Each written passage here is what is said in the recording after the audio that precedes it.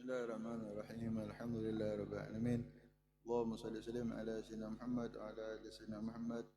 السلام عليكم ورحمة الله وبركاته. الفاتحة إلى روح سيدنا رسول الله محمد بن عبد الله صلى الله عليه وسلم وإلى أرواح آبائه وأخوانه من الأنبياء والمرسلين وآلهم وأصحابهم أجمعين، ثم إلى روح سيدنا مجل الله أحمد بن عيسى سيدنا فقيه مقدم محمد بن علي علوي والجميع ساداتنا البعل وكافة عباد الله والصالحين، خصوصا صاحب المؤلف الكتاب الإمام حبيب الله بن علي الأحداد وأصوله وفرع من شيخهم ذي الحقوق عن المجمعين أن الله أعلى درجات في الجنة، أن الله كثير مثوبات مضاعف سندهم وجعلنا من حزبهم، أنفعنا بهم وبعلم سرار منوار علوم من يفعل في الدنيا والآخرة. ثم إلى أرواح والدينا ووالديكم مشايخنا ومشايخكم وأمواتنا وأموات المسلمين أجمعين، أن الله تشمره مغفرة، أن الله يمتعنا بطول حياة.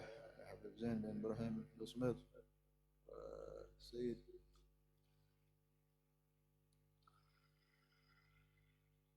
محمد أمين بن إدرس، الله متعنا بطول حياته، وأن الله يحفظه طول العمر في الصحة والعافية، أن الله يفتح علينا على جميع طلبة علم الشريف، فتوح على العارفين، وفقهنا في الدين، ويعلمنا التأويل، ويهدينا إلى السبيل، ويجعلنا من العلماء العاملين، ويجعلنا من الناصر الناشر لشريعة سيد المرسلين في خير ولطف وعافية.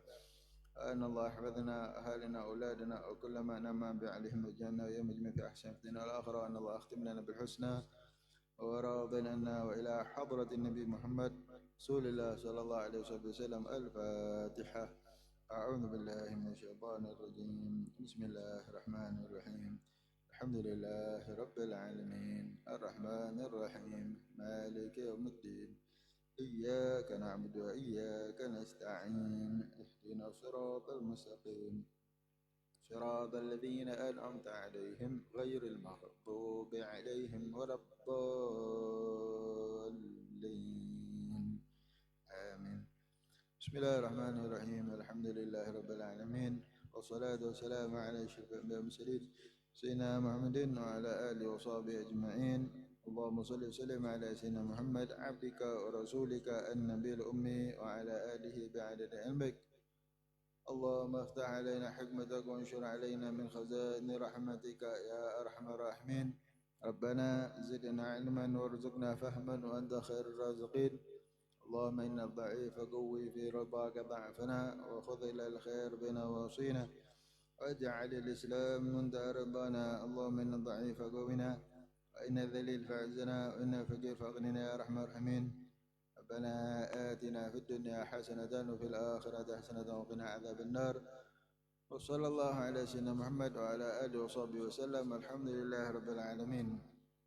Alhamdulillah, hadirin hadirat, tuan-tuan haji, puan-puan hajah, ayah ibu muslimin muslimat yang dirahmati Allah Subhanahu wa taala. Insyaallah kita akan sama-sama membaca Wiridul Latif, zikir pada waktu pagi yang dianjurkan oleh Nabi sallallahu alaihi wasallam, yang disusun oleh Al-Imam Habib Abdullah bin Ali Al-Haddad radhiyallahu anhu wa nafa'ana bih.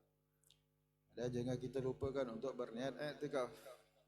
Nawaina al-i'tikaf أو اعتكاف في هذا المسجد ما دمت فيه لله تعالى. Saja aku beriktikaf di dalam masjid ini selama aku berada di dalamnya kerana Allah Ta'ala, agar sepanjang kita beradanya mendapat ganjaran pahala i'tikaf. A'udzu billahi minasyaitonir rajim. Bismillahirrahmanirrahim. Qul huwallahu ahad, Allahus samad, lam yalid wa lam yulad wa lam yakul lahu kufuwan ahad. Bismillahirrahmanirrahim. Qul huwallahu ahad, Allahus samad, lam yalid wa lam yulad wa lam yakul lahu kufuwan ahad. Bismillahirrahmanirrahim. Qul huwallahu ahad, Allahus samad, lam yalid wa lam yulad wa lam yakul lahu kufuwan ahad. Bismillahirrahmanirrahim. Qul a'udzu birabbil falaq min syarri ma khalaq wa min syarri ghasiqin idza waqab ومن شر النفاثات في العقد ومن شر حاسد إذا حسد. بسم الله الرحمن الرحيم. قل أعوذ برب الفلق من شر ما خلق ومن شر غاسق إذا وقب ومن شر النفاثات في العقد ومن شر حاسد إذا حسد. بسم الله الرحمن الرحيم.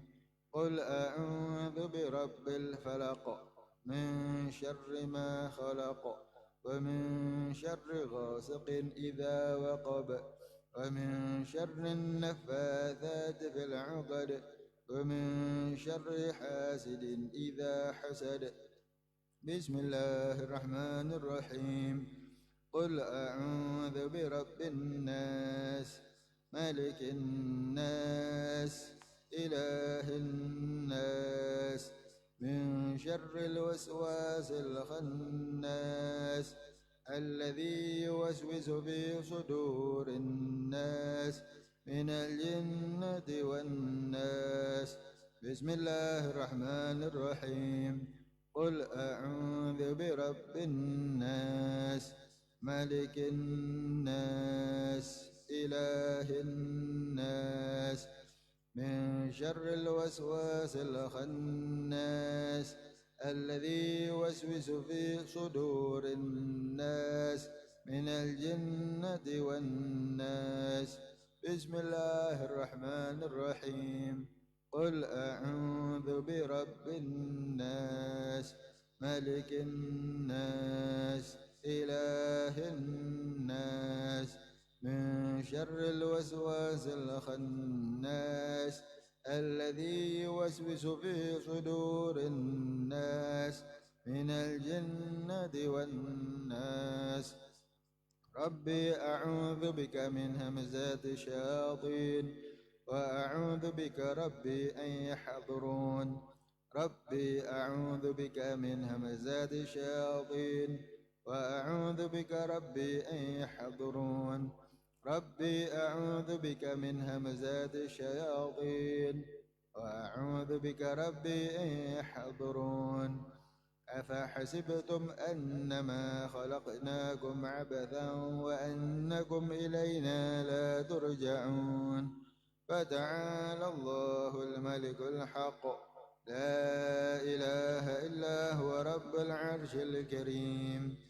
ومن يدع مع الله إلها آخر لا برهان له به فإنما حسابه عند ربه إنه لا يفلح الكافرون. وقل رب اغفر وارحم أنت خير الراحمين. وسبحان الله حين تمسون وحين تصبحون وله الحمد في السماوات والأرض وعشيا وحين تظهرون. يخرج الحي من الميت ويخرج الميت من الحي ويحيي الأرض بعد موتها وكذلك تخرجون. أعوذ بالله السميع العليم من الشيطان الرجيم. أعوذ بالله السميع العليم من الشيطان الرجيم. أعوذ بالله السميع العليم من الشيطان الرجيم.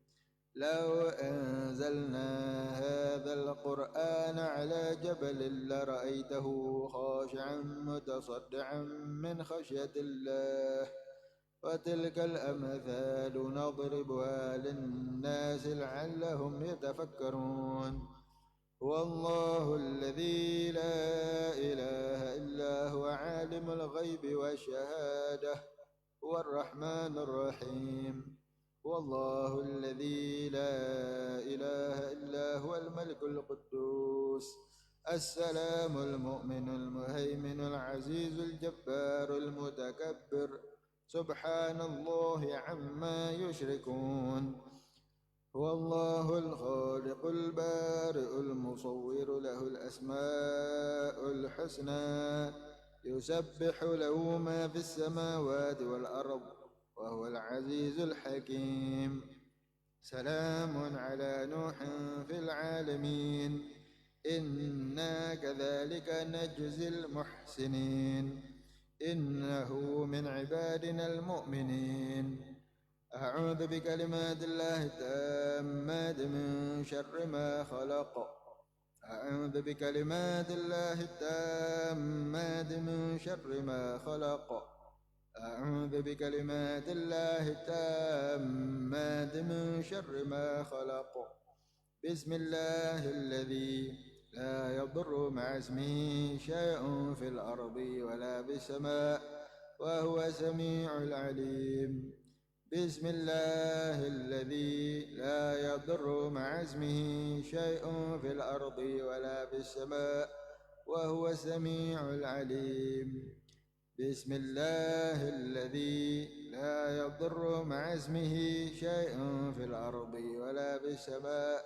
وهو السميع العليم اللهم إني أصبحت منك في نعمة وعافية وستر فأتمم نعمتك علي وعافيتك وسترك في الدنيا والآخرة اللهم إني أصبحت منك في نعمة وعافية وستر فأتمم نعمتك علي وعافيتك وسترك في الدنيا والآخرة اللهم إني أصبحت منك في نعمة وعافية وستر فأتمم نعمتك علي وعافيتك وسترك في الدنيا والآخرة اللهم إني أصبحت أشهدك وأشهد حملة عرشك وملائكتك وجميع خلقك أنك أنت الله لا إله إلا أنت وحدك لا شريك لك وأن سيدنا محمدا عبدك ورسولك اللهم إني أصبحت أشهدك وأشهد حملة عرشك وملائكتك وجميع خلقك أنك أنت الله لا إله إلا أنت وحدك لا شريك لك وأن سيدنا محمدا عبدك ورسولك اللهم إني أصبحت أشهدك وأشهد حملة عرشك وملائكتك وجميع خلقك أنك أنت الله لا إله إلا أنت وحدك لا شريك لك وأن سيدنا محمدا عبدك ورسولك اللهم إني أصبحت أشهدك وأشهد حملة عرشك وملائكتك وجميع خلقك أنك أنت الله لا إله إلا أنت وحدك لا شريك لك أن سيدنا محمدا عبدك ورسولك الحمد لله رب العالمين حمدا يوافي نعمه ويكافئ مزيده الحمد لله رب العالمين حمدا يوافي نعمه ويكافئ مزيده الحمد لله رب العالمين حمدا يوافي نعمه ويكافئ مزيده آمنت بالله العظيم وكفرت بالجبت والطاغوت واستمسكت بالعروة الوثقى لا انفصام لها والله سميع عليم آمنت بالله العظيم وكفرت بالجبت والطاغوت واستمسكت بالعروة الوثقى لا انفصام لها والله سميع عليم آمنت بالله العظيم وكفرت بالجبت والطاغوت واستمسكت بالعروة الوثقى لا انفصام لها والله سميع عليم رضيت بالله ربا وبالإسلام دينا وبسيدنا محمد صلى الله عليه وآله وسلم نبيا ورسولا رضيت بالله ربا وبالإسلام دينا وبسيدنا محمد صلى الله عليه وآله وسلم نبيا ورسولا رضيت بالله ربا وبالإسلام دينا وبسيدنا محمد صلى الله عليه وآله وسلم نبيا ورسولا حسبي الله لا إله إلا هو عليه توكلت وهو رب العرش العظيم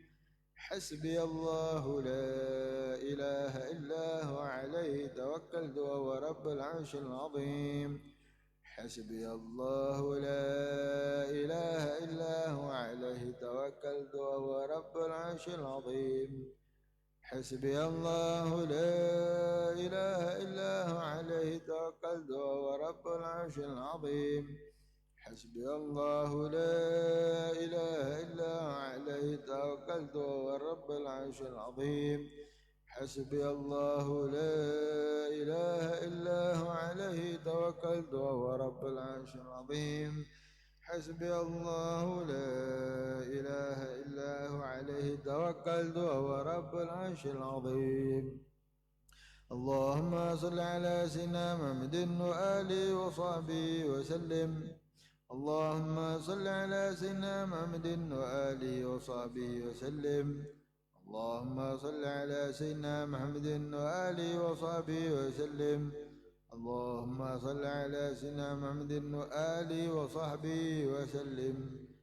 اللهم صل على سيدنا محمد وآله وصحبه وسلم. اللهم صل على سيدنا محمد وآله وصحبه وسلم. اللهم صل على سيدنا محمد وآله وصحبه وسلم. اللهم صل على سيدنا محمد وآله وصحبه وسلم. اللهم صل على سيدنا محمد وآله وصحبه وسلم. اللهم صل على سيدنا محمد وآله وصحبه وسلم. اللهم إني أسألك من فجاءة الخير وأعوذ بك من فجاءة الشر. اللهم أنت ربي لا إله إلا أنت خلقتني وأنا عبدك وأنا على عهدك ووعدك ما استطعت. أعوذ بك من شر ما صنعت. أبوء لك بنعمتك علي وأبوء بذنبي فاغفر لي فإنه لا يغفر الذنوب إلا أنت. اللهم أنت ربي لا إله إلا أنت عليك توكلت أنت رب العرش العظيم. ما شاء الله كان وما لم يشاء لم يكن ولا حول ولا قوة إلا بالله العلي العظيم. أعلم أن الله على كل شيء قدير وأن الله قد أحاط بكل شيء علما. اللهم إني أعوذ بك من شر نفسي ومن شر كل دابة أنت آخذ بناصيتها إن ربي على صراط مستقيم.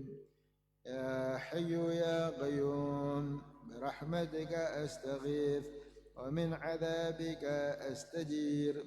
أصلح لي شأني كله ولا تكلني إلى نفسي ولا إلى أحد من خلقك طرفة عين. اللهم إني أعوذ بك من الهم والحزن وأعوذ بك من العجز والكسل وأعوذ بك من الجبن والبخل وأعوذ بك من غلبة الدين وقهر الرجال. اللهم إني أسألك العافية في الدنيا والآخرة. اللهم إني أسألك العفو والعافية والمعافاة الدائمة في ديني ودنياي وأهلي ومالي. اللهم استر عوراتي وآمن روعاتي. اللهم احفظني من بين يدي ومن خلفي وعن يميني وعن شمالي ومن فوقي. وأعوذ بعظمتك أن أغتال من تحتي. اللهم أنت خلقتني وأنت تهديني وأنت تطعمني وأنت تسقيني وأنت تميتني وأنت تحييني وأنت على كل شيء قدير. أصبحنا على فطرة الإسلام وعلى كلمة الإخلاص وعلى دين نبينا محمد صلى الله عليه وآله وسلم وعلى ملة أبينا إبراهيم حنيفا مسلما وما كان من المشركين. اللهم بك أصبحنا وبك أمسينا وبك نحيا وبك نموت وعليك نتوكل وإليك النشور. أصبحنا وأصبح الملك لله والحمد لله رب العالمين. اللهم إني أسألك خير هذا اليوم، فتحه ونصره ونوره وبركته وهداه. اللهم إني أسألك خير هذا اليوم وخير ما فيه وخير ما قبله وخير ما بعده، وأعوذ بك من شر هذا اليوم وشر ما فيه وشر ما قبله وشر ما بعده. اللهم ما أصبح بي من نعمة أو بأحد من خلقك فمنك وحدك لا شريك لك، فلك الحمد ولك الشكر على ذلك. الفاتحة. الحمد لله رب العالمين الرحمن الرحيم مالك يوم الدين، إياك نعبد وإياك نستعين صراط الذين أنعمت عليهم غير المغضوب عليهم ولا الضالين آمين. نوينا تعلم التعليم والتذكر والتذكير والنفع والانتفاع والدعوة إلى الهدى والدلالة على الخير والحث على التمسك بكتاب الله وسنة نبيه ابتغاء وجه الله مرضاته وقربه وثوابه من الله تعالى. رب اشرح لي صدري ويسر لي أمري واحلل عقدة من لساني يفقهوا قولي آمين. أما بعد،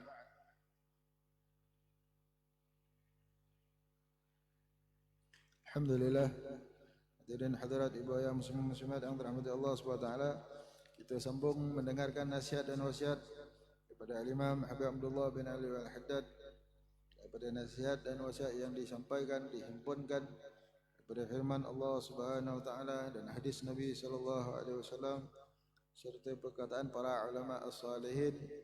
Mudah-mudahan kita tergolong daripada golongan orang-orang yang mendengarkan perkataan lalu mengikuti akan nasihat-nasihat yang baik daripada apa yang didengarkan. Qala Syekh Musannif rahimahullah ta'ala wa nafa'ana bi fidarin ila anqal, bersambung daripada tajuk kecil haram melewatkan sembahyang dari waktunya. Adapun melewatkan sembahyang sehingga luput waktunya ataupun mengundurkan sembahyang ataupun mengundurkan sebahagian daripadanya di luar waktunya adalah haram dan berdosa. Azan dan iqamah sebelum sembahyang tidak harus ditinggalkan kerana keduanya adalah dihitung sebagai syiar-syiar sembahyang. Azan dan iqamah juga akan mengusir syaitan dari orang yang akan bersembahyang, sebagaimana sabda Rasulullah sallallahu alaihi wasallam, "Idza nudiya lis-salah adbara syaitan." Apabila diseru untuk sembahyang, syaitan akan lari mengundurkan diri. Alhamdulillah, di antara adab melaksanakan solat, sebelum ini beliau telah sentuh supaya solat awal waktu. Seafdal-afdal amal solat di awal waktu. Itu yang terbaik. Solat di awal waktu. Yang terbaiknya itu masuk waktu, azan aja langsung bersiap-siap untuk solat. Itu yang terbaik. Tapi kalau misal ada keuzuran, ada kan, itu yang terbaik. Kan. Kecuali apa nama ada keuzuran, kalau dilambatkan pada waktu yang harus masih boleh lagi. Kan.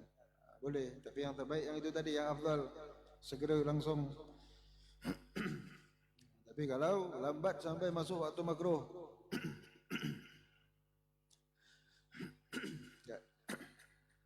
maka maghrib asal lambat aja dah makruh. Maghrib kena segera. Isyak nak dekat terbit fajar kadhib kan, makruh. Subuh nak dekat kekuningan, zuhur tak ada, asar panjang bayang-bayang lebih daripada 2 kan, ataupun dah kuning dekat kuning-kuningan. Sembahyang asar kalau dilambat-lambatkan itu di antara tanda munafik. Melambat-lambatkan sembahyang asar tanpa keuzuran, jam ke apa ke lainlah cerita. Ni tak ada apa saja melambat-lambatkan, tengok TV dan sebagainya, maka itu bahaya, tanda munafik kan. Maka itu makruh. Tapi kalau sebahagian sembahyang keluar daripada sembahyang, sebahagian solat keluar daripada solat, haram kan. Dia melambat-lambatkan sampai begitu, dah jatuh haram. Perbuatan melambat-lambatkan itu. Habis nak sembahyang tak? Sembahyanglah. Dah lambat kan? Dah lambat sembahyang je lah. Habis kena sembahyang cepat-cepat tak? Tak payah. Dah lambat. Perbuatan melambatkan tanpa uzur haram. Tapi sembahyang macam biasa kan? Sembahyang macam biasa. Awak punya lambatkan tu sampai sebahagian solat, luar solat, itu perbuatan itu haram. Tapi tak perlulah sembahyang, cepat-cepat sembahyang, cepat-cepat akad takbir dia. Tapi sembahyang laju-laju tidak kan? Sembahyang macam biasa. Ada orang dia tak sembahyang pun, alang-alang dah lambat ni, baik keluar waktu solat terus lah kan. Kenapa pula? Nanti dah nak niat qada ke nak niat tunai kan? Dia keliru, nak niat qada ke nak niat tunai ni kan. Jadi tengah solat takkan nak tukar niat. Ada orang dia macam itu, dia tanya, macam mana ustaz? Saya selalu, dia katalah, saya selalu alang-alang dah terlambat, saya tunggu habiskan, tunggu habis terus. Salah macam tu kan. Itu dah memang haram betul lah kan. Habis niat tunai ke niat qada? Niat tunai. Habis ataupun dia tak tahu ini masih ada waktu lagi ke tidak kan. Nak niat tunai ke qada? Niat aja tunai kan. Kalau yang berat sangkaan masih ada waktu. Misal kata dah keluar waktu, tak apalah kan. Tak perlu ubah qada tu. Kalau yakin masih ada waktu berat sangkaan, niat aja tunai kan. Tapi berat sangkaan dah habis waktu, itu confirm sah kan. Confirm sah. Yang penting dia nak solat subuh itu kan. Jangan niat qada, apa dia? Nak niat qada ke tunai ni? Dia niat qada. Qada bila? Qada yang semalamnya. Semalam dah jadi. Kan? Niat qada semalamnya. Semalam dah jadi kan. Sembahyang semalamnya. Yang ini hari awak niat tunai ke niat qada ke, dapat insya-Allah kan. Itu sebab dah memang confirm masuk waktu. Tinggal tak yakin keluar waktu ke tidak. Jangan tak yakin dah masuk waktu. Dah masuk waktu ke belum? Sembahyang ajalah. Itu tak boleh, tak sah kan. Sembahyang ajalah, yang penting solat kan. Sekali betul dah masuk waktu, tak sah solatnya kan. Sebab dia kena ijtihad. Dia kena yakin ataupun berat sangkaan dah masuk waktu, baru sah solatnya kan. Berat sangkaan ataupun yakin ataupun ijtihad kan. Saya maghrib isyak biasa saya baca ratib maghrib isyak habis, ataupun saya baca Quran satu juz, azan. Ini dah baca satu juz dah tapi tak azan-azan. Sekejap lagi nak makan dah lapar dah ni, boleh tak solat? Biasanya macam mana? Biasanya memang betul satu juz baca Quran memang azan kan. Ini dah tunggu dekat 10 minit tak azan pun kan. Pijit-pijit semua tak dengar. Boleh solat tak? Ikutkan dah boleh dah kan. Sebab dia punya ijtihad dia biasa kebiasaan dia. Berdasarkan kebiasaan dia, ijtihad macam itu boleh kan. Begitu. Jadi itu tadi apa dia? Orang tadi satu rakaat keluar solat dah haram lah. Apatah lagi dia membiarkan keseluruhan solat dia di luar waktu solat, maka lebih-lebih berdosa lagi. Tapi kalau dia punya solat tak ujung-ujung, dia solat awal tapi panjang sangat solatnya sampai keluar waktu solat, berdosa tak? Macam itu tak dosa kan. Pernah diriwayatkan di bahawa Sayyidina Umar radhiyallahu anhu pernah beliau khusyuk sangat dalam solat. Solatnya begitu panjang, solat subuh begitu panjang sampai isyraq. Lalu ditegur, "Hai murid, macam mana ni solat panjang sangat habis keluar waktu solat?" Lalu beliau jawab, adakah kita mengeluarkan solat ni dalam keadaan lalai? Tidak kan. Dan solatnya di awal, solatnya awal lah kan. Solatnya dalam waktu yang sempurna, bukan ujung-ujung waktu. Solatnya awal. Mula solatnya itu panjang sampai keluar waktu solat. Begitu tak berdosa kan. Begitu tak berdosa. Yang berdosa ialah perbuatan melambatkan solat sampai ujung-ujung waktu. Kalau solat terkeluar waktu, itulah baru jadi haram kan. Dan kemudian maka haram melewatkan solat daripada waktunya. Dan azan dan iqamah sebelum sembahyang tidak harus ditinggalkan. Maka jangan tinggalkan azan dan iqamah. Kalau apa nama? Kalau solat berjemaah, kan? Kalau solat berjemaah, jangan tinggalkan azan dan iqamah. Tapi kalau di tempat yang dah di azan, tempat sembahyang berjemaah, tak perlulah, kan? Tinggal iqamah saja. Misal kita solat kat rumah, masjid sebelah rumah dah azan, misal kita solat kat rumah, ada kenduri ke apa kan, ada majlis, kita akan sembahyang kat rumah, misal katalah. Jadi sunat azan di tempat didirikan solat berjemaah. Maka solat pada azan sunat muakkad, kan? Jangan ditinggalkan. Dan kemudian iqamah, begitu. Di antara faedah dia apa dia? Di antara faedah dia mengusirkan syaitan dan menghalau syaitan yang nak mengganggu kita. Kalau dalam badan kita ada syaitan yang mengganggu, yang mewaswaskan kita untuk solat, dengan kita azan, kita sendiri yang azan ataupun kita mendengar orang azan, kita menghayati. Itu sebab dianjurkan untuk, dituntut untuk menghayati azan. Dengar betul-betul azan tu supaya masuk dalam telinga kita, masuk dalam lubuk hati kita. Renung kalimat-kalimatnya Allah Akbar, supaya syaitan yang ada mengalir dalam badan-badan kita, darah kita ini, lari, kan? Syaitan yang mewaswaskan kita, yang mengganggu fikiran kita, lari. Kita dengar betul-betul, hayati. Bukannya berbual, kan? Tengah azan berbual. Para ulama menegur, para ulama sendiri kadang-kadang, kan? Para ulama menegur juga. Ini perbuatan ini kadang-kadang para ulama terlepas pandang. Para guru-guru kita pun menegur perkara ini, kan? Khususnya para ulama kadang jemaahnya duduk, para ulama berbual kadang-kadang, pun ditegur. Sebab apa dah itu, kan? Jadi itulah, kan? Bahkan perkara ini Sayyidina Umar radhiyallahu anhu pernah nak curah timah dekat telinga orang yang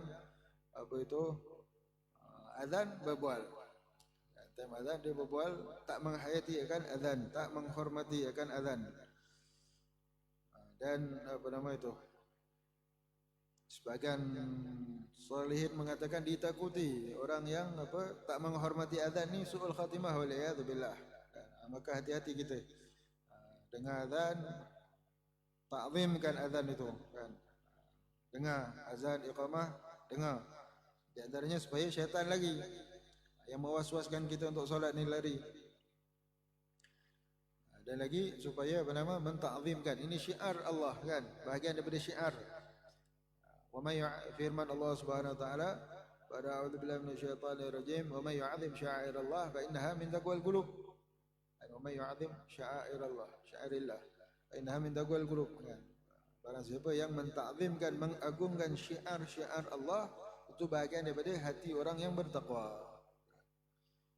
Jadi ini bahagian azan, lambang syiar Allah, kan? Azan merupakan di antara syiar, maka kena muliakan, diam, kan? La ilaha illallah. Kalau belum solat, jangan solat kecuali azan kedua hari Jumaat. Azan kedua hari Jumaat, lepas itu khutbah.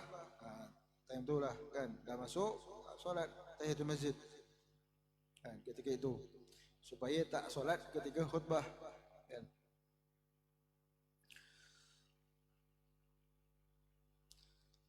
Baik. Kerana keduanya ada dihitung sebagai syiar-syiar sembahyang, dan azan dan iqamah juga akan mengusir syaitan dari orang yang akan bersembahyang. Juga mengusir syaitan daripada rumah, kan? Kalau kita azan di rumah, ataupun azan untuk membersihkan rumah daripada itu syaitan, maka azan untuk menghalaukan syaitan. Bila dia azan, dia akan lari, kemudian datang balik iqamah, dia lari. Jadi supaya dia lari tak ganggu kita, tadi mungkin dia dalam kita, mungkin dia boleh merasuk kita, boleh membisikkan pada kita. Dengan dengan azan itu, dia lari. Cepat-cepat kita berwuduk misal, syaitan bisikkan kita, kejap lagi, masa panjang lagi, zuhur panjang, isyak panjang, tidur dululah, kan? Misal kata, Zuhur. Tapi dia dengar azan, maka syaitan lagi, cepat-cepat segera untuk solat. Kan? Dengan berwuduk, dengan solat, dengan zikrullah, hati kita terpelihara daripada syaitan. Kan? Dengan zikrullah. Kan? Kerana syaitan ini mungkin dia boleh bisik daripada luar je lah. Kan? Syaitan ini sifatnya al-khannas. Kalau satu orang tu ingat Allah, dia tak boleh was-was kan. Tapi kalau orang lupa daripada mengingat Allah, ambil wuduk tak ingat Allah, kan, ambil wuduk pun lebih kurang, maka syaitan bisikkan balik semula. Sedangkan azan dah halau dah. Dan kita kena hayati itu tadi. Lepas tu benteng balik semula dengan zikrullah. Terus begitu keadaan Nabi SAW. Sayyidah Aisyah radhiyallahu anha ditanya, Rasulullah macam mana kat rumah? Rasulullah macam kami, kan? Macam kami maknanya apa dia? Rasulullah bersama-sama kami, tolong potong daging, jahit baju sendiri, kasut apa? Capal baginda sallallahu alaihi wasallam putus, jahit sendiri. Khidmat mana kat rumah macam kami, bergurau apa semua. Kecuali bila dah azan, seolah-olah macam tak kenal kami dah. Rasulullah sallallahu alaihi wasallam macam tak kenal kami dah. Azan aja terus. Tak ada cerita apa, nak berbual sambung cerita tak ada. Terus sibuk untuk solat kan. Seolah-olah macam dah tak kenal kami. Kan. Terus sahut panggilan azan. Kan. Dan dikatakan satu orang itu dia nak tahu macam mana keadaan dia di akhirat, dipanggil ketika di padang mahsyar, macam mana keadaan dia ketika dia mendengar seruan azan. Kan. Ketika bunyi azan, apa keadaan hati dia? Ini panggilan azan, maknanya panggilan daripada Allah SWT. Manggil dia untuk menghadap Allah, mengingat Allah. Ketika azan, dia mendengar azan, adakah hati kita gembira, senang? Ataupun dengar azan, alah malas betul, baru nak tidur. Dah azan, tak sempat nak tidur. Macam mana keadaan kita? Kan?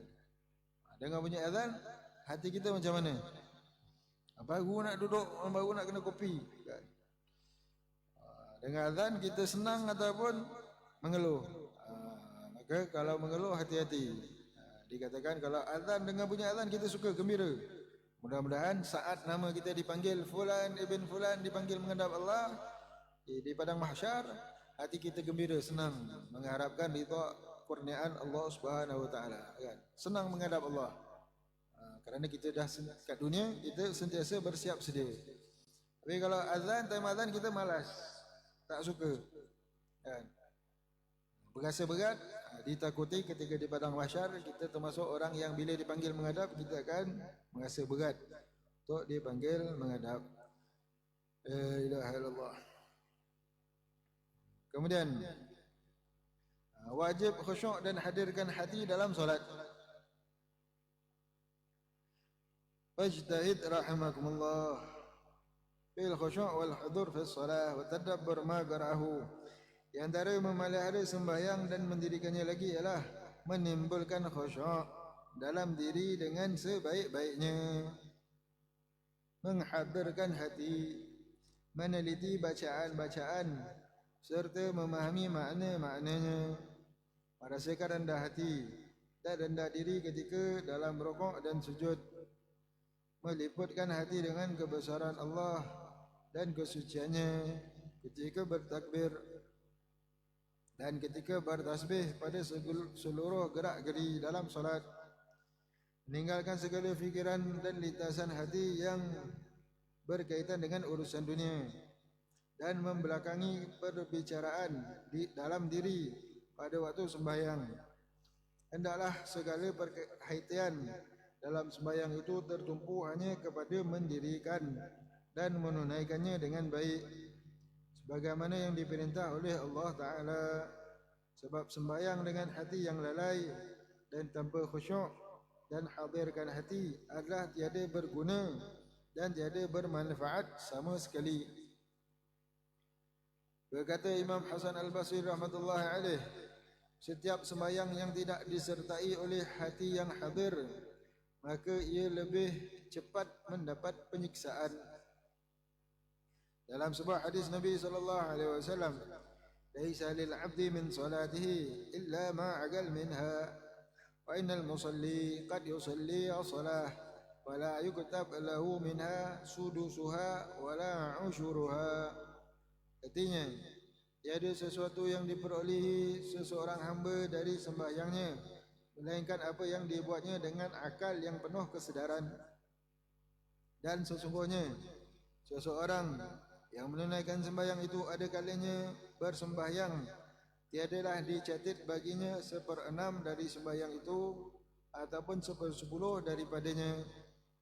Maksudnya dicatatkan baginya dari sembahyang itu sekadar ia hadir bersama-sama Allah Ta'ala dan hatinya khusyuk terhadapnya. Ada kalanya banyak dan ada kalanya pula sedikit, menurut kadar kelalaian dan kesedarannya. Orang yang hatinya hadir dan segala anggotanya khusyuk, dicatat baginya seluruh sembahyang itu. Orang yang lalai dan berangan-angan di dalam sembahyang, tiada dicatatkan baginya sesuatu pun dari sembahyang itu. Rajin-rajinlah anda berkhusyuk dan menghadirkan diri dalam solat. Moga-moga Allah merahmatimu. Telitilah firman-firman Tuhan yang anda baca di dalam sembahyang, dan jangan sekali-kali anda membaca dengan cepat. Nescaya anda tidak akan dapat meneliti maksud-maksudnya. La ilaha illallah. Dan di antara yang patut dijaga ialah khusyuk di dalam solat. Wa minal muhafazah. Allah perintahkan kita rukun Islam, iqam solat. Rukun Islam ialah mendirikan solat. Dan rukun Islam yang kedua ialah mendirikan solat. Maksud mendirikan solat ini dia. Di antara maksud mendirikan solat iaitu melaksanakan solat dengan sempurna. Rukunnya, syaratnya, perkara yang menghindarkan daripada perkara yang membatalkannya, dan menjaga khusyuk di dalam solat. Kita diperintahkan wa iqamus solah wa aqimis solah, dan dirikanlah solat. Bukan Allah perintah untuk solat begitu saja. Allah perintah untuk dirikan solat. Maka ini termasuk daripada mendirikan solat ialah untuk khusyuk. Solat yang khusyuk. Kan kita diperintahkan untuk solat dengan khusyuk. Solat yang khusyuk, solat yang terpenuh 6 makna. Kan Imam Ghazali sebut, kalau solat itu ada 6 perkara ni, maka dia khusyuk. Iaitu apa dia? Yang pertama, hadir hati. Yang pertama, hadir hati. Ini yang paling penting. Hadir hati dalam solat. Tahu apa yang dia tengah buat, tahu apa yang dia tengah ucap. Allahu Akbar, dia tengah takbiratul ihram ni. Allahu Akbar. Dia tahu. Kemudian fahamkan, memahamkan makna-maknanya itu. Hadir hati. Kemudian dia memahamkan. Dia hadir hati, kemudian dia fahamkan makna-maknanya itu. Kemudian dia solat itu, bacaan-bacaannya itu dibuat dalam keadaan haibah, merasa kebesaran Allah, keagungan Allah, kesucian Allah Subhanahu wa taala. Rasa kebesaran Allah. Kan? Pertama dia tahu, dia sedar. Kemudian dia tahu apa yang dia ucapkan itu. Dia faham maknanya. Allahu Akbar, dia tahu maknanya, mengagungkan Allah. Macam ucapan daulat tuanku, menghadap raja, daulat tuanku. Faham tak maksud daulat tuanku? Tahu. Ampun patik. Faham tak apa? Faham. Begitu. Ada orang dia tak tahu apa maksud dia. Okay. Tapi dia tahu dia ucapkan itu. Ini dia tahu, tapi dia tak tahu maksud dia. Ini dia tahu maksud dia. Kemudian dia ucapkan dengan haibah. Ini siapa ni? Allah, pemilik raja, pemilik sekalian alam. Nasib dia, untung baik dia ditentukan oleh Allah Subhanahu wa taala. Kan masa depan dia berada dalam genggaman Allah, nyawanya dalam genggaman Allah Subhanahu wa taala. Dia tahu masalah dia, segala masalah dia hanya Allah Subhanahu wa taala saja yang boleh menyelesaikan. Hanya Allah Subhanahu wa taala saja yang boleh menyelamatkan dia daripada macam-macam musibah. Tiada yang lain. Nikmat Allah diharapkan, murka Allah ditakuti. Kan? Begitu. Kebesaran. Merasa haibah, kan? Faham, tahu, sedar, faham apa yang dia baca, yang dia ucap, yang dia buat. Kemudian rasa haibah. Kemudian khuf, takut kalau solat itu tak diterima Allah Subhanahu wa taala. Takut kalau dosa-dosa dia tak diampunkan Allah. takut, khauf, raja, harap Allah terima solat semata-mata dengan limpah kurnia Allah, sifat pemurah Allah. Harap, bukan harap solat itu diterima sebab memang patut kena terima. Solat dia tak sempurna, cacat, banyak cacat, itu dia takut. Tapi dia harap Allah terima dengan limpah kurnia Allah, dengan sifat belas ihsan Allah, Allah terima solat kan. Seperti mana dalam satu hadis, Allah SWT lebih suka solatnya, sujudnya satu orang hamba Allah dibanding sujud malaikat. Sebab apa? Manusia ni sujud walaupun dalam keadaan lalai, mengantuk kan. Dia solat itu, dia nak dapat sujud tu walaupun tak khusyuk pun, dia sujud tu dalam keadaan dia dah berlawan dengan nafsu dia yang malas tu. Nafsu dia yang menarik. Malaikat sujud tak payah nafsu kan. Memang taat sentiasa, tak diganggu oleh ikatan. Sedangkan manusia ni dapat sujud diikat dengan nafsu, tapi dia dah dapat lawan, dia lawankan nafsunya nak sujud kepada Allah, tinggal lagi diganggu oleh syaitan, tak mampu nak khusyuk kan. Itu. Jadi harap dengan belas ihsan Allah, Allah terima solat kita. Dan yang keenam, malu kan. Malu, banyaknya cacat celah solat, mengadu kepada Allah dengan adab yang begitu kurang kan. Maka kalau satu orang itu solat dengan 6 makna ni, khusyuklah dia kan, sempurna khusyuk dia, seperti yang dinyatakan oleh Imam Ghazali rahmatullahi alaih. Maka itu, kalau boleh sepatutnya solat dengan khusyuk. Tapi kalau tak mampu, sekurang-kurangnya hadir hati itu kan. Jangan peringkat paling bawah sekali hadir hati, bermula dengan hadir hati. Itu yang disebutkan oleh Imam Abi Abdullah bin Al-Haddad.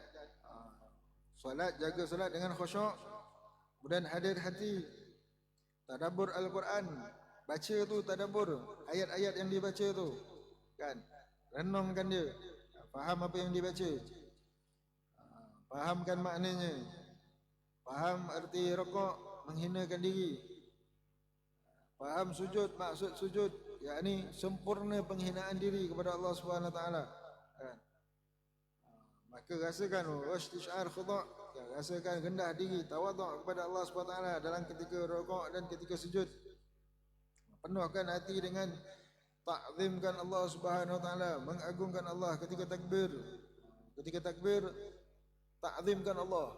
Umpama ucapan daulat tuanku umpamanya kan.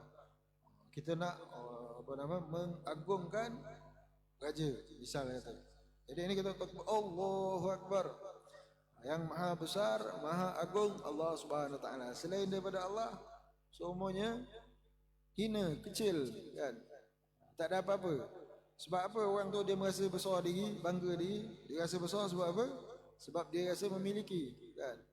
Dia rasa dia ada pangkat besar, dia ada keturunan yang mulia, dia ada jawatan yang tinggi, dia ada harta, dia ada, dia rasa macam dia memiliki macam-macam. Tu rasa dia rasa besar kan. Saya punya bank, awak punya bank ada berapa duit? Ratus-ratus je, ribu je. Saya punya bilion kan. Dia rasa besar. Jadi siapa patut hormat siapa ni? Dia rasa besar kan. Satu orang tu dia rasa besar diri dia sebab dia memiliki. Dia rasa memiliki. Tapi dia terlupa bahawa jadi dalam solat ni, yang memiliki, yang mengingatkan kita kepada apa dia? Yang memiliki segala-galanya, yang layak bersifat dengan sifat kebesaran hanya Allah. Sebab segala apa yang ada di atas muka bumi, apa yang ada di alam semesta, kita dan apa yang kita miliki, semuanya milik Allah Subhanahu Wa Taala. Yang betul-betul besar, yang layak memakai dengan sifat kebesaran, Allah Subhanahu Wa Taala. Yang patut rasa besar diri siapa? Allah. Itu kita takbir dengan membesarkan Allah dan membuang rasa besar diri dalam hati kita. Yang memiliki segalanya Allah Subhanahu Wa Taala. Murka Allah lebih besar, ridha Allah lebih besar. Itu yang kita takutkan kan. Selain daripada Allah, semuanya kecil. La ilaha illallah, tak ada apa-apa kan. Jadi penuhkan hati dengan mentakzimkan Allah Subhanahu Wa Taala ketika ucap takbir, dan mensucikan Allah ketika ucap tasbih. Maha suci Allah. tasbih subhana rabbiyal a'la wa bihamdih, apa yang kita nak fahamkan, maha suci Allah daripada semua sifat kekurangan, sifat kehinaan, sifat gejelik. Maha suci Allah daripada sifat bersifat kekurangan, daripada sifat kelemahan. Maha suci Allah.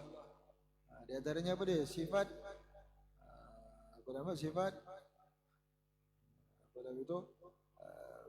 Menyerupaikan Allah SWT dengan makhluk. Maha suci Allah itu sifat kekurangan, kan?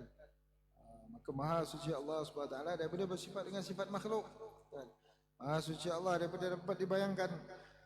Maka maha suci Allah SWT ketika ucap tasbih itu, kan? Wa fi sa'iril ajza'i solat, dan begitulah ketika setiap tempat-tempat dalam solat, hadirkan hati. Ketika takbirnya, ketika doa iftitahnya, kan? Doa iftitah, sebab apa doa iftitah dinamakan doa iftitah?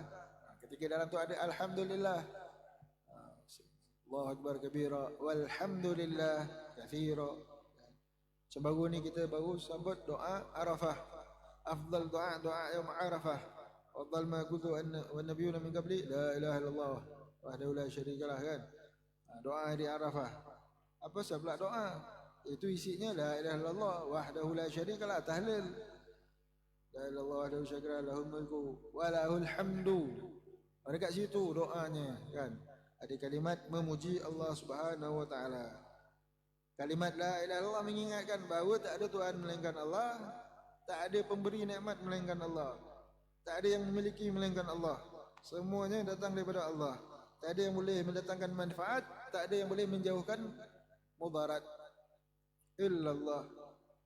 Ada sudah kat situ ketika dia ucap itu la ilaha illallah wahdahu la syarikalah, tiada sekutu baginya. Tak ada siapa-siapa boleh mendatangkan mudarat, boleh mendatangkan manfaat, boleh menjauhkan mudarat, tak ada. Seluruh makhluk berhimpun nak bagi manfaat pada satu orang, mustahil, tak akan boleh kecuali dengan kehendak Allah. Dengan kehendak Allah, iradat Allah Subhanahu wa taala, dengan ilmu, dengan kuasa Allah, orang tu dapat manfaat. Seluruh makhluk satu dunia berpakat nak bagi mudarat pada satu orang, doktor ataupun siapa-siapa nak berpakat nak bagi mudarat pada satu orang tanpa kehendak daripada Allah, tak akan kena mudarat, kan? Maka itu. Kemudian wahdahu la syarikalah, lahul mulku wa lahul hamdu. Baginya pemilik kerajaan, lahul mulku wa lahul hamdu, baginya segala pujian. Kat situ doanya rupanya, kan? Nabi SAW begitu. Ini doa Arafah afdal. Doa iftitah, kan? Pun soalan yang selalu tak terjawab, kat mana doanya? Kalau ustaz tanyalah, kan? Guru tanya kat sekolah, apa kat mana doanya? Kenapa namanya doa iftitah? Kat du itu, kat alhamdulillah tu, kan? Alhamdulillah tu doa. Baik. Afdalul dzikr la ilaha illallah wa afdalud du'a alhamdulillah. Jadi ketika ucap alhamdulillah tu ucap betul-betul, kan? Dengan sepenuh hati atas segala nikmat-nikmat kurniaan Allah Subhanahu wa taala, kan? Sami Allahu liman hamidah, Rabbana wa lakal hamd. Subhana rabbiyal a'la wa bihamdi, subhana rabbil azim wa bihamdi. Puji Allah SWT betul-betul. Dengan hadir hati barulah bernilai, kan? Kalau kosong aja bernilai juga, tapi itulah kuranglah, kan? Fi sa'iri ajza'i salat, ketika duduk di antara dua sujud, kan? Duduk di antara sujud, doa tu ada 8 permintaan doa. Dan wa mujanabatil alfqar wal khawatir ad-dunyawiyah, dan jaga solat itu daripada was-was fikiran-fikiran dunia. Melawan, kan? Rakaat pertama berjaya, rakaat kedua syaitan ni subhanallah, memang kerja dia. Kerja kita jaga daripada bisikan syaitan, kan? Time luar solat tak ada pula dia nak ingatkan. Memanglah, kan? Time solat macam-macam benda teringat. Itu tak buat lagi, ini kerja tak siap lagi, kan? Apa, terlupa lah. Macam-macam benda teringat. Memang kerja dia ingatkan time tu, kan? Tu yang ada dikisahkan satu orang soleh, satu orang ulama, satu orang datang rumah Aisyah nak tanya, Ada tak apa? Apa ada tanya, ingat tanya pasal hukum. Rupanya tanya, saya terlupa kat mana saya letak saya punya harta. Saya dah tanam. Saya dah tanam harta saya nak sorokkan. Zaman dulu tak ada bank. Kan? Tanam, gali-gali tanah, tanam. Lepas tu dah terlupa, letak kat pokok kebun ini ke, kebun sana ke, saya simpan harta tak ingat. Macam mana ya? Ada tak cara? Ada tak petua ke apa amalan? Ada. Ingatkan tanya pasal hukum, boleh lah. Jadi, apa dia petua dia? Malam ni kau solat sepanjang malam, solat sunat. Lepas solat, lepas solat. Akhir baik, marhaba insyaAllah. Malam tu dia solat lah kan, dia solat. Baru nak solat ataupun baru rakaat pertama, dah teringat dah. Dah teringat dah kat mana dia letak. Kan? Dia letak kan. Lepas tu, esok dia jumpa dengan Syekh tu. Alhamdulillah, terima kasih Syekh. Dah jumpa dah. Kat mana Syekh dapat amalan tu? Petua daripada siapa? Mujarab betul lah. Tak ada. Aku pun tak jumpa daripada mana petua tu. Aku teringat aja sendiri. Ya, apa? Mujarab betul. Yalah, aku tahu syaitan memang takkan bagi kau untuk solat dengan khusyuk sepanjang malam. Jadi itu memang kerja syaitan. Jadi aku agak aja sendiri kan. Dan alangkah baiknya kalau engkau menghabiskan sepanjang malam itu dengan solat, tanda syukur kepada Allah. Ini tak, dia dah rakaat pertama aja dah ingat, dah jumpa kata habis. Harap cukup sekali aja. Kan baik kalau dah jumpa, dah teringat, solat sampai sebagai tanda syukur kepada Allah. Tapi tidak. Rakaat pertama lagi syaitan dah ingatkan dah. Kan? Tak nak, syaitan tak akan bagi engkau solat sepanjang malam. Jadi itu sebab dia ingatkan. Kan? Jadi itu memang kerja syaitan. Dia tak bagi kita. Rakaat pertama, okey. Rakaat kedua, dia kacau. Kan? Jadi memang kerja kita kena berlawan. Jadi itu peringkat paling bawah daripada itu, solat dalam keadaan was-was tapi ada perlawanan. Kan? Solat yang terbaik, solat khusyuk dengan 6 makna, kurang, sekurang-kurang solat dengan hadir hati. Kan? Solat dengan hadir hati dapat pahala atas kadar hadir hati itu. Itu yang ada dapat 9/10, 8/10, palinglah 1/10, ada yang kosong. Sepanjang solat dia tak ada tu. Maka sekurang-kurangnya ada perlawanan supaya dia tak termasuk orang yang fawailul lil musallin. Maka binasalah, celakalah orang yang solat orang yang fawailul lil musallin alladzina hum an salatihim sahun, orang yang lalai daripada mengerjakan solat. Yang macam mana ni? Lalai paling jelas, lalai tak solat sampai keluar waktu, itu dah jelaslah haram. Kan? Dan yang lalai yang kedua, dalam solat tu syaitan bisikkan dia solat awal waktu, tapi tak ada berlawan dengan syaitan. Kan? Tak ada usaha untuk berlawan dengan syaitan. Maka dia biar je. Syaitan bisikkan dia syok je berangan. Kan? Macam-macam syaitan berangan kan kat dia. Dia tak ada nak berlawan pun bisikan syaitan tu. Dia layankan was-was syaitan tu. Maka itu takut termasuk dalam fawailul musallin. Kan? Itu yang disebutkan oleh Imam Hasan Basri itu tadi. Aku dah apa nama? Boleh jadi kan, kullu solah, setiap solat yang tak hadir hati padanya lebih dekat dengan uqubah, penyiksaan. Takut termasuk dalam ayat itu. Dan hadis Nabi SAW tentang orang yang menjaga solat. Orang yang solat, jaga solat dia, wuduk dia jaga solat dia, khusyuk dia, bacaannya semuanya dijaga. Solat itu akan naik dalam keadaan putih, bersih, berseri. Solat itu akan mendoakan dia. Hafizakallah kama hafiztani, semoga Allah menjaga kamu seperti mana engkau menjaga aku. Tapi kalau dia solat dalam keadaan was-was itu tadi, solatnya akan keluar dalam keadaan gelap kan? Dan solat itu akan mendoakan keburukan. Dhayya'akallah kama dhayya'tani, semoga Allah mengabaikan engkau seperti engkau mengabaikan aku. Kan? Maka peringkat paling bawah, mudah-mudahan dapat pengampunan Allah, iaitu berusaha untuk berlawan dengan syaitan. Berusaha untuk berlawan dengan syaitan, bisikan syaitan tu. Dan termasuk juga daripada bisikan syaitan daripada berangan tentang akhirat, bukan berkaitan dengan ayat.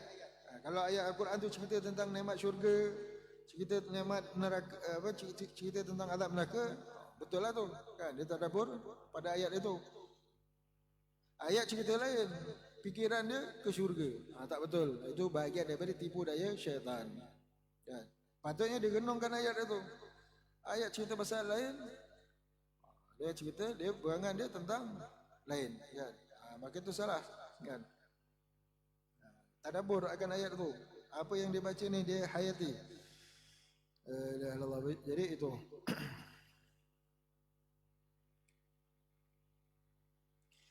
Maka rajin-rajinlah anda berkhusyuk dan menghadirkan diri di dalam sembahyang. Moga-moga Allah merahmatimu. Amin.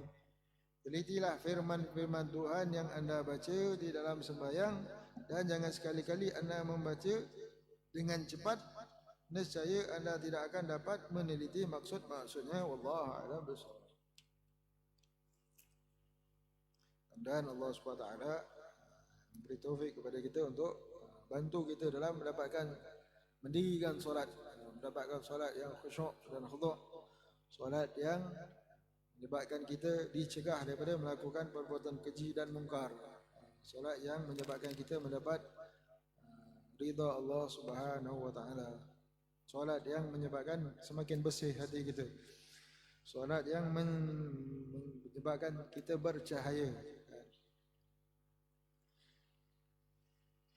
Baik, kita sambung dengan baca adab-adab dalam kehidupan seharian yang diajarkan oleh Nabi SAW. Kita sambung dengan adab yang ketiga, adab masuk dan keluar kamar mandi.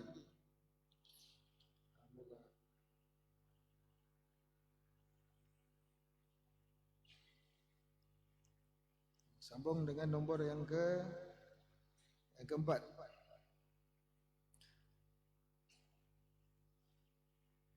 وقال مصنف حفظه الله تعالى ونفعنا به ومتعنا بدul hayati fid darain ila angal. Yang keempat daripada adab masuk tandas, tidak berbicara dalam kamar mandi kecuali ketika terdapat uzur.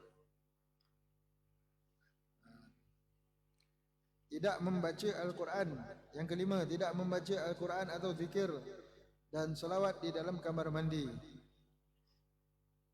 Yang keenam, jika seseorang bersin di kamar mandi, maka tetap disunatkan baginya untuk mengucapkan Alhamdulillah di dalam hatinya, dan dia akan mendapatkan pahala. Imam Bajuri rahmatullahi alaih telah menjelaskan masalah di atas, iaitu falau atasa hamidallah biqalbih wa yuthabu alaih. Hasyiah Bajuri, jika seseorang bersin tatkala di dalam kamar mandi, maka dianjurkan baginya untuk tetap membaca Alhamdulillah dalam hatinya, dan dia tetap diberi pahala. Jadi kalau dalam tandas, jangan. Ini beza sebenarnya, ulama membezakan kamar mandi dengan tandas. Kalau kamar mandi itu sebenarnya boleh kan, kalau ya betul-betul lah kamar mandi boleh, tak makruh. Kamar mandi maksudnya tempat untuk mandi aja. Ada buang air kecil tak ada, buang air besar lagi tak ada kan. Tapi masalahnya bila kamar mandi selalunya kat situ juga orang buang air kecil kan. Jadi bila dia dah buang air kecil dekat kamar mandi, hukumnya dah jadi tandas kan. Betul-betul kamar mandi tak makruh. Tapi apa nama, sebab kamar mandi yang ada sekarang dah biasanya orang dah itu sekali, buang air sekali kat situ kan. Maka makruh lah. Jadi tempat tu jadi tempat kotor kan.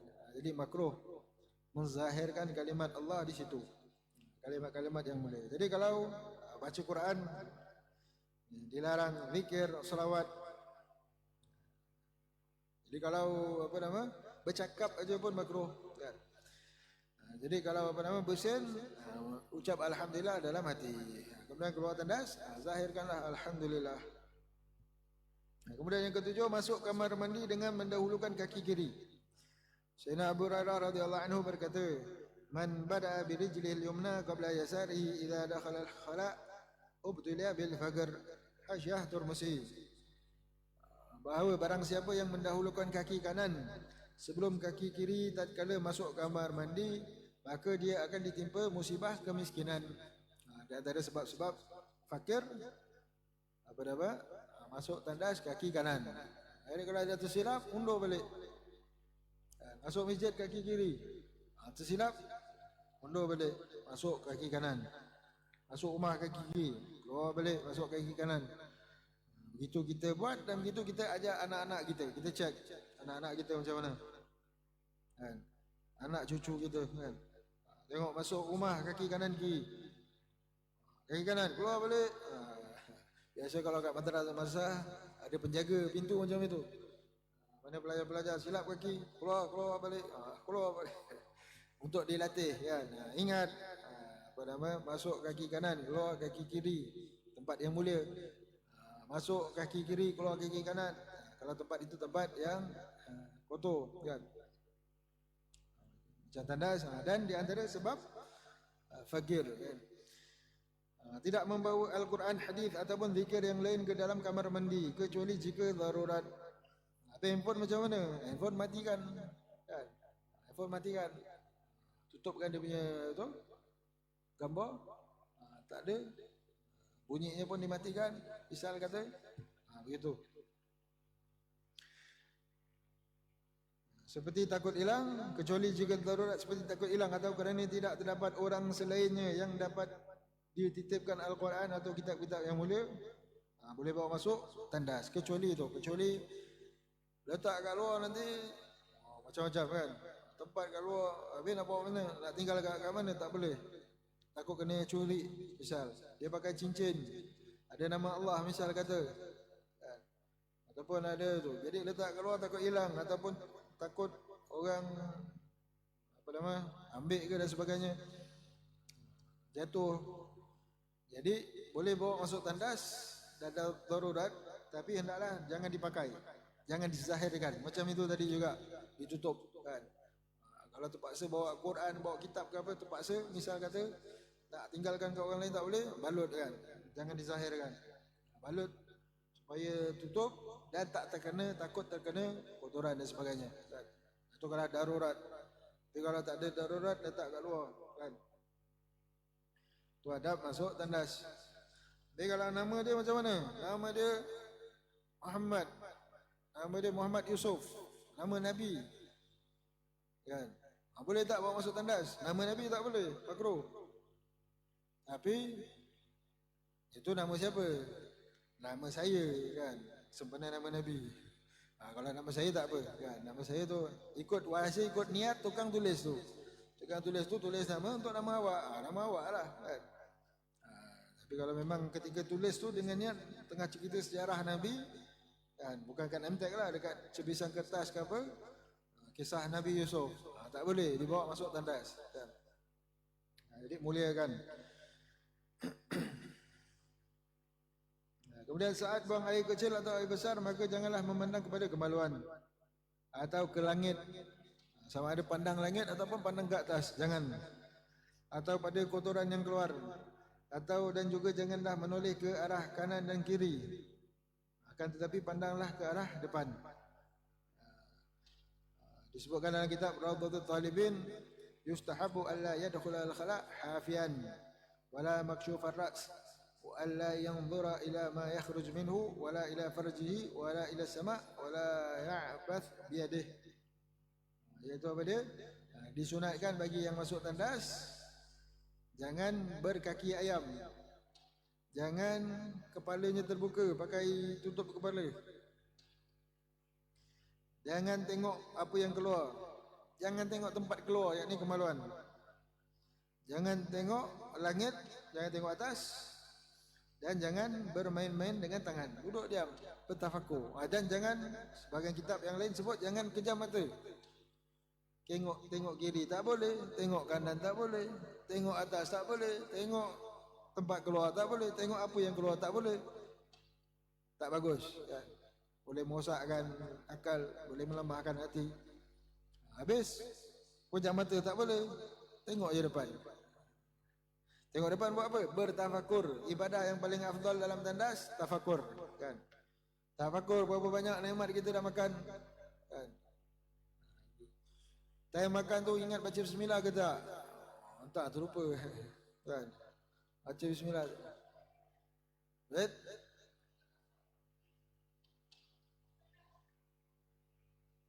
Cuci tandas lain lah. Ini ketika buang air tu. Tengah ketika sedang buang hajatnya itu yang tak boleh. Jadi ketika sedang membuang itu, jangan tengok kiri kanan depan belakang, kan? Bertafakur aja, kan? Time nak basuh lain lah cerita. Basuh tandas memanglah, kan? Itu time membasuh. Ini ketika hajatnya sedang keluar, kan? Kemudian janganlah makan dan minum ataupun bersiwak tatkala buang air kecil atau besar. Tengah membuang tu sambil-sambil makan. Tak boleh. Masuk yang keluar. Tak patut. Kan? Makan dan minum ataupun bersiwak. Ni makan minum tu mungkin tak ada lah, kan? Tapi bersiwak. Bergos gigi sambil-sambil anak-anak dah terlambat, kan, misal. Sambil-sambil bergos gigi. Jangan. Kan? Selesaikan buang hajat dulu, berhajat lagi baru bersiwak, bergos gigi, kan? Ataupun bersiwak tatkala buang air kecil atau air besar. Kerana hukumnya adalah makruh dan dapat menyebabkan sering lupa. Boleh menyebabkan penyakit lupa.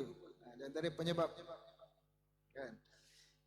Itu disebutkan dalam kitab Hasyatul Jamal, dijelaskan alla ya'kula wa la yashraba wa la yastak jannahu yurithun nisyan.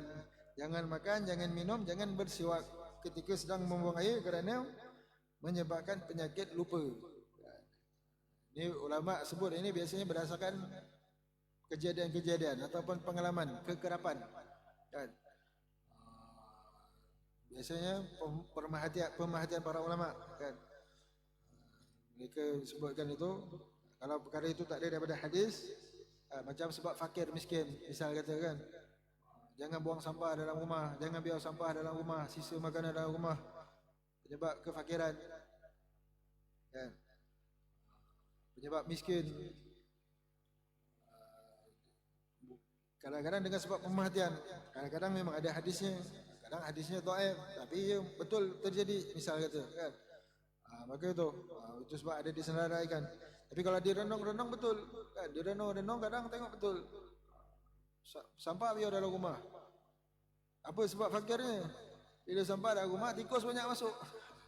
Bila si tikus dah bersarang kat rumah tu, itu sekejap rosak. Mesin basuh baru beli dah kena makan. Apa lampu mahal-mahal, sekejap dah kena makan wajah dia, kan? Sekejap saya nak kena betulkan aja, kan? Itu semua keluar duit, kan? Maknanya miskin berkurang juga harta dia, misal. Jadi kalau istiqamah macam tu, memanglah dengan penyakit lagi, kan? Penyebab kemiskinan, biar sampah, nampak macam simple ayatnya, kan? Biar sampah dalam rumah penyebab kemiskinan. Simple ayat dia. Tapi panjang ceritanya, itu sebab dia kadang-kadang, kan? Dan Nabi SAW pernah beritahu, kan? Makan, siapa yang membiarkan sisa makanan ada kat tangan ataupun kat mulutnya, boleh jadi sebab penyakit, kan? Itu ya memang betul. Kadang-kadang kita renung sekalipun, iyalah munasabah lah, kan? Tapi kadang-kadang ada yang nampak macam tak munasabah, tapi subhanallah, itu kalau daripada Nabi SAW memang betul lah, kan? Macam itu hari ada satu orang dia protes, orang penuntut ilmu juga, tapi kurang adab tentang hadis Nabi zaman sebelum lah, kan? Hadis Nabi tentang lalat. Lalat kalau jatuh dalam makanan yang berair lah, kan? Tenggelamkan, satu sayap ada penyakit, satu sayapnya lagi obat, kan? Biasanya yang jatuh tu biasanya sayap yang sakit, yang ada bawa penyakit tu. Jadi tenggelamkan, confirm lah dua-dua dah. Itu maknanya penyakit dan penawar ada sekali, kan? Racun dan penawar ada sekali, dah tenggelam sekali. Kalau nak minum, minum.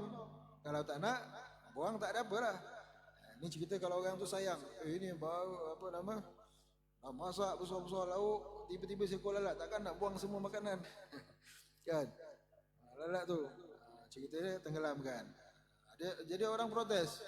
Betul ke ada penyakit, ada obatnya? Subhanallah, kajian zaman sekarang membuktikan, subhanallah, salah satu sayapnya memang ada penyakit, salah satu lagi ialah apa nama?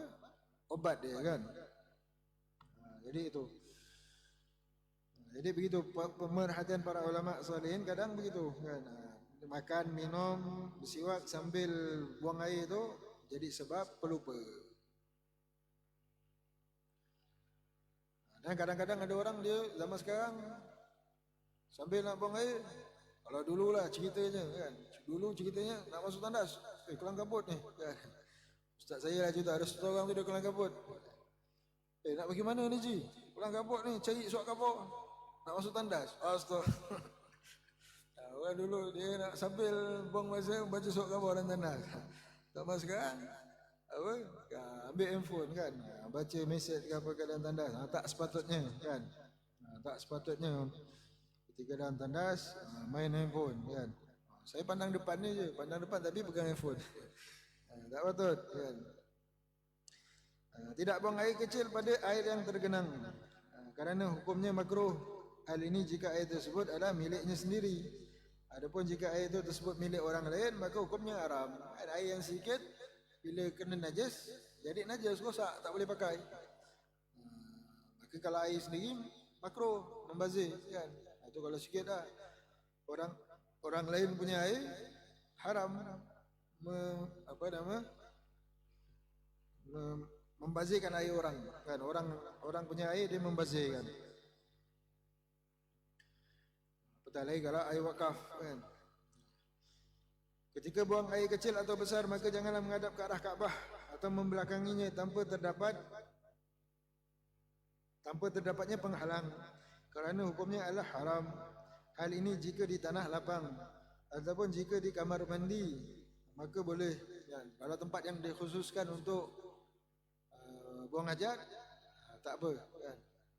Tak haram dan tidak makruh kan. Sebaiknya elakkanlah kan. Tapi kalau memang tempat itu maka tak haram dan tak juga tidak makruh kan.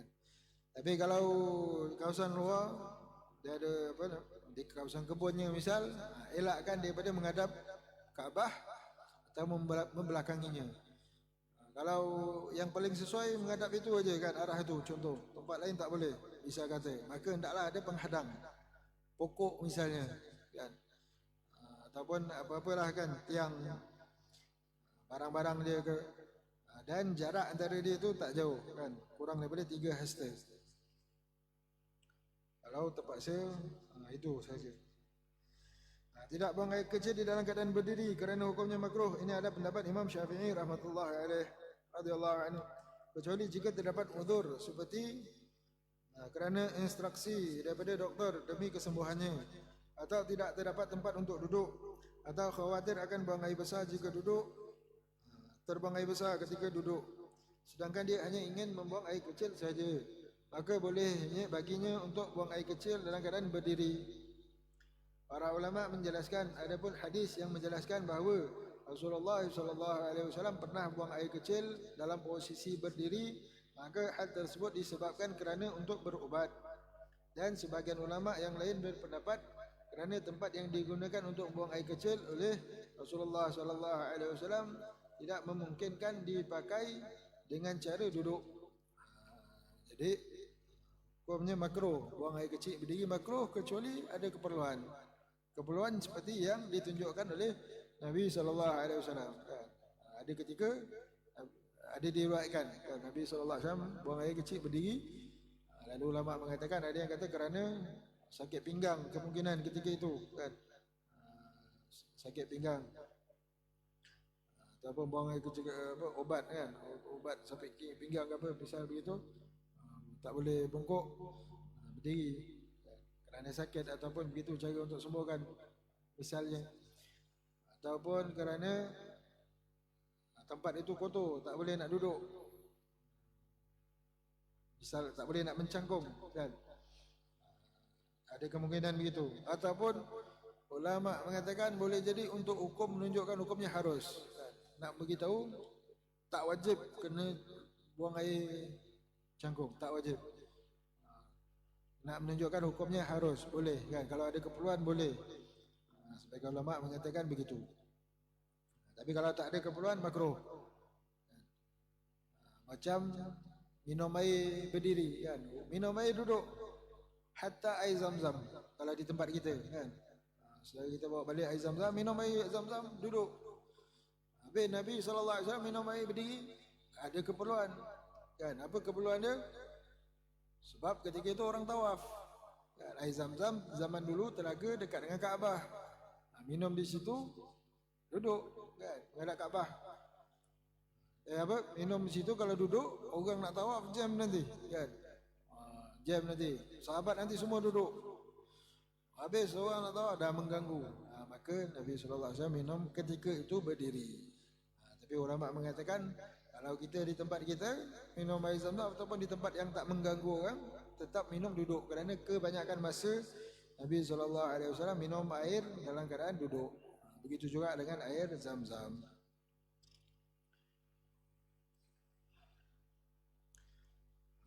Kemudian yang ke-14, tidak meludah ke dalam tandas ataupun ke dalam tanda ataupun jamban ketika buang air kecil atau besar. Jangan ludah kan. Jangan ludah itu. Jangan ludah ataupun jangan ludah pada najis itu kan. Elakkan. Ini ada disebutkan faedah ni sampai sini. Iaitu apa dia?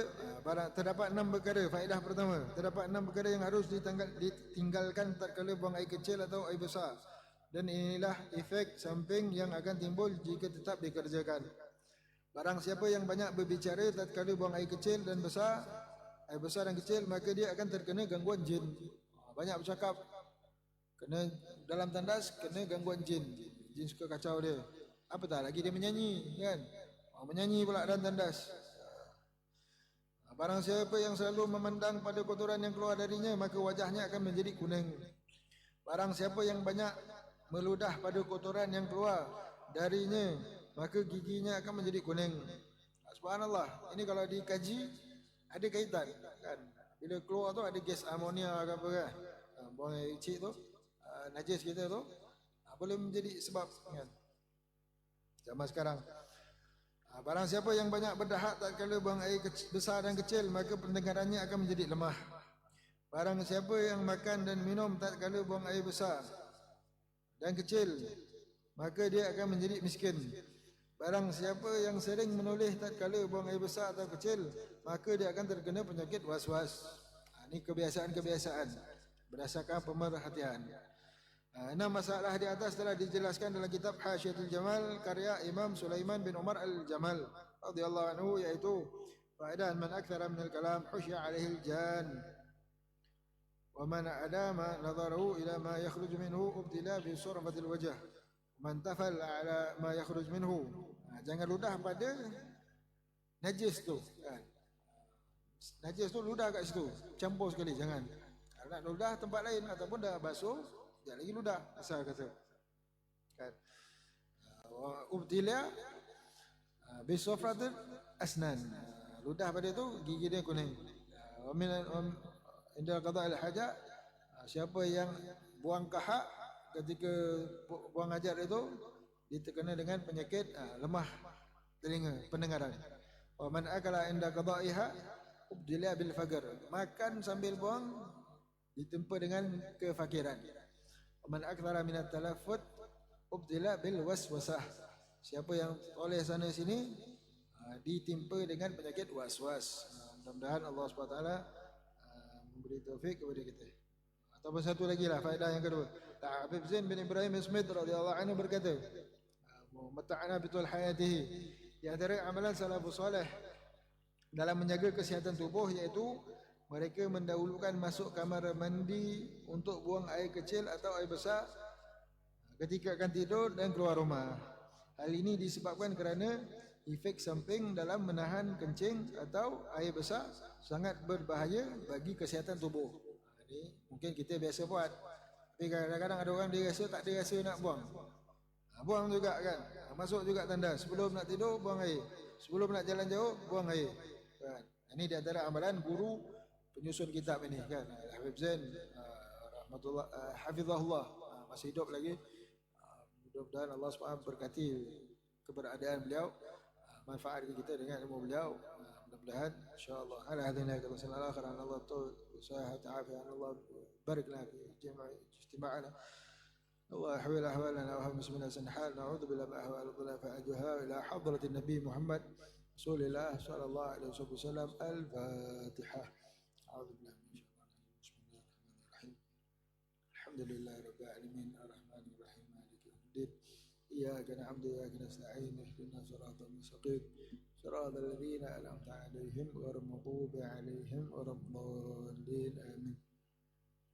بسم الله الرحمن الرحيم. الحمد لله رب العالمين. اللهم صل على سيدنا محمد بعد من صلى عليه وصل على سيدنا محمد بعد من لم يصل عليه وصل على سيدنا محمد كما تحب أن يصلى عليه وصل على سيدنا محمد كما مرض أن يصلى عليه. يا الله رضا بالمصطفى الله رضا اغفر لنا يا سيدي ما قد مضى. يا الله رضا بالمصطفى يا الله رضا واغفر لنا يا سيدي ما قد مضى. يا الله رضا بالمصطفى يا الله رضا واغفر لنا يا سيدي ما قد مضى. صلى الله عليه وسلم محمد وعلى آله وصحبه وسلم والحمد لله رب العالمين. تقبل الله منكم. بارك الله وبحمدك أشهد أن لا إله إلا أنت أستغفرك.